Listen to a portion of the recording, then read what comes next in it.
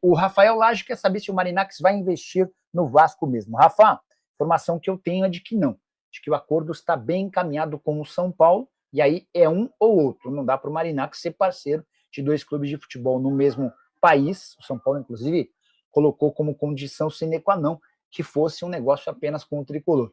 Como o São Paulo e o Marinacks conversam há mais tempo, e o Marinacks assume ou se torna parceiro de um ambiente sem nenhuma dívida, o CT de Cotia não tem nenhuma pendência, para o Marinacks se tornou mais fácil, mais viável esse tipo de acordo. O Marinacks ainda vai colocar no contrato com o São Paulo, se assinado, uma cláusula que lhe permite prioridade na compra da SAF do São Paulo no futuro, se o São Paulo virar SAF, tá? Então hoje está mais para o Marinacks fechar com o São Paulo. Ao longo do programa quero falar para vocês sobre a chance de o Marinacks colocar dinheiro no elenco profissional do São Paulo, tá? O Márcio Nicolai, boa noite, Nicola. Luciano do São Paulo no Vasco procede não.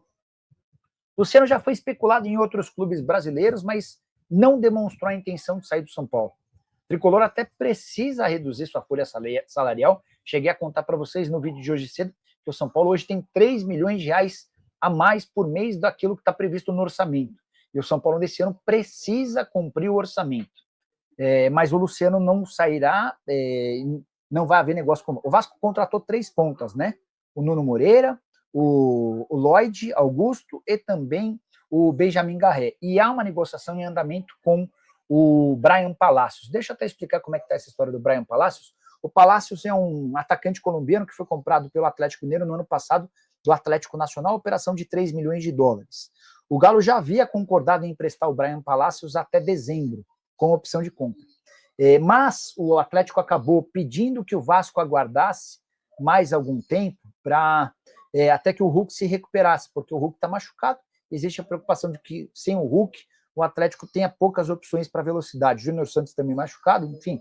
Então a tendência é que o Atlético adie esse empréstimo para a janela de 10 de março a 11 de abril, tá? Nicola, a esperança do Grego fechar com o Vasco? Não, Marcão, não tá. Hoje está muito mais para fechar com o São Paulo, tá? O Laércio Abreu, Nicola, e essa história do Marinacks colocar dinheiro no profissional do Tricolor? Vamos lá, Laércio. Foi aqui no próprio programa que vocês perguntaram, Nicola, não tem nenhuma chance de o Marinacks destinar uma parte da grana pro profissional? Eu falei, cara, acho que não faz muito sentido, mas vamos perguntar. E eu mandei mensagem para uma pessoa que está fazendo a linha de frente do São Paulo nas tratativas com o staff do Marinacks. E a pessoa, eu até vou ler, deixa eu ver se ela mandou um áudio ou se ela...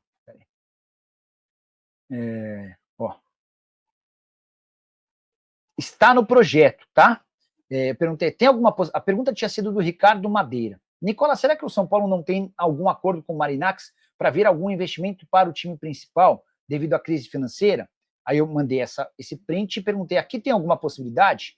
Tem no projeto. Eu falei, mas é uma pequena parte, é um percentual, explica um pouco melhor. E aí, por áudio, a pessoa disse que não está definido o valor, mas que o Marinacks já se comprometeu a repassar uma parte dos 100 milhões de dólares que serão investidos ao longo de 5 anos em Cotia para o CNPJ do time principal. Até porque o time principal precisa ir bem para estar nas principais competições, como Libertadores, como eventuais mundiais, e isso tudo valoriza o trabalho da base também, tá bom? Nicola, o Vasco desistiu do Brian Rodrigues? Sim, depois de todas essas contratações, porque só para lembrar, o Brian é um uruguaio que pertence ao América, né?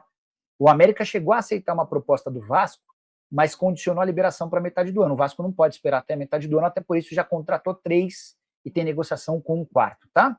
Nicola, Vasco no Engenhão é medo ou estratégia? Vamos lá, Miavra. Vamos pensar com a cabeça dos dirigentes do Vasco.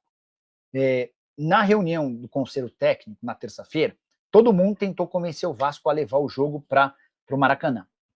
Aí o Marcelo Santana, que é o diretor executivo de futebol do Vasco, falou, peraí, vocês querem que o Vasco leve o jogo para o Maracanã, onde o Flamengo joga, onde o Flamengo atua como casa, onde a gente tenta jogar de vez em quando e vocês não aceitam, e com o Flamengo usando o vestiário principal, com o Flamengo usando todas as condições de mandante? Não, aí não tem vantagem nenhuma. Para que eu vou jogar na casa do meu adversário? Não quero.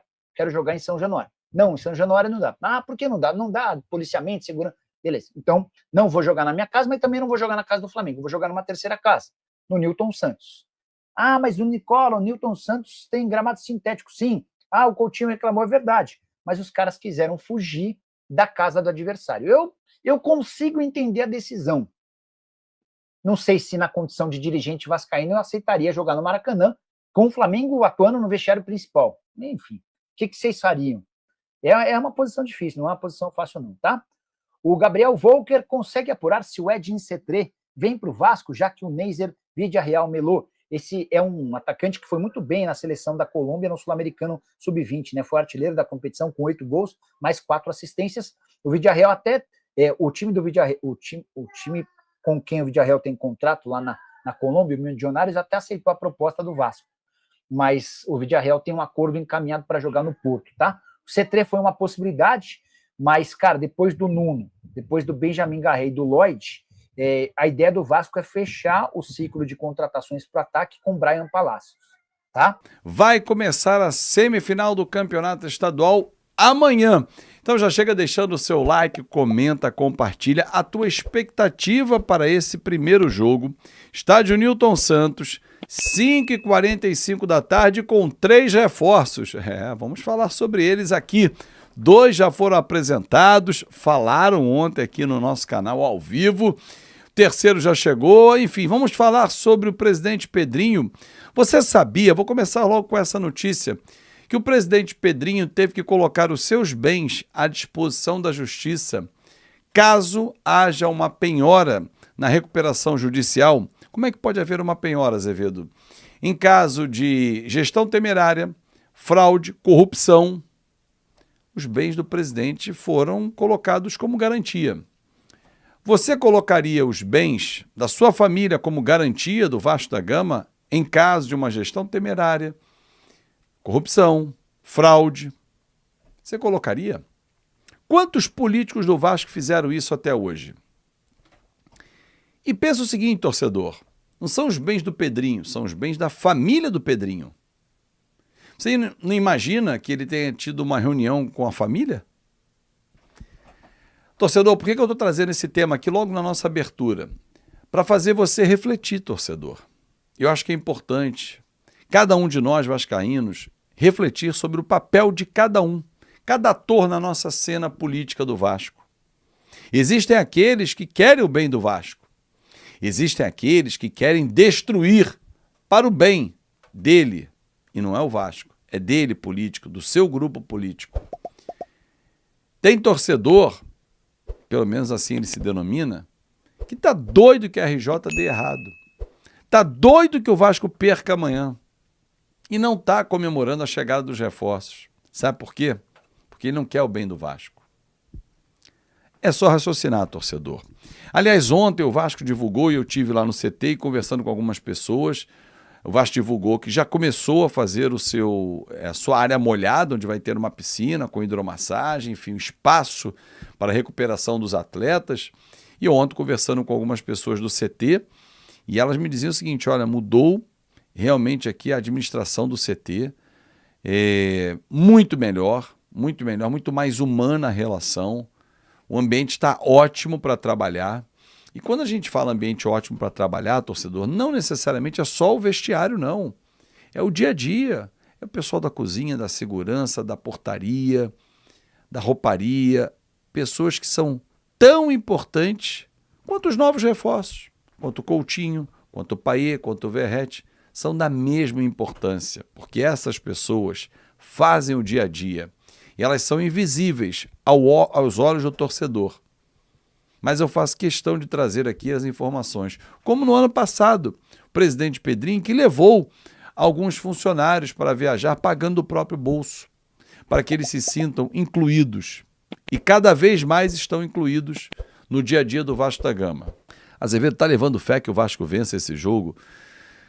Se tiver atitude, jogadores inspirados amanhã no Newton Santos, não tem por que não achar que possa vencer. O Flamengo vem com dificuldades para essa partida. Jogadores que não vão atuar no gramado sintético. Felipe Luiz está pensando nisso. A mudança de gramado do Vasco não foi simplesmente sai um estádio e entra o outro. Uma série de fatores, inclusive o gramado, que o Flamengo não está acostumado e alguns jogadores não podem atuar. O Danilo está fora. Jogadores que vêm de contusão não vão jogar.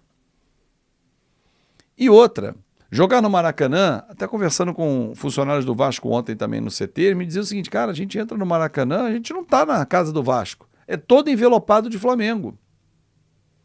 Diferentemente, se o Flamengo fala assim, não, vai lá e envelopa o Maracanã e depois tira.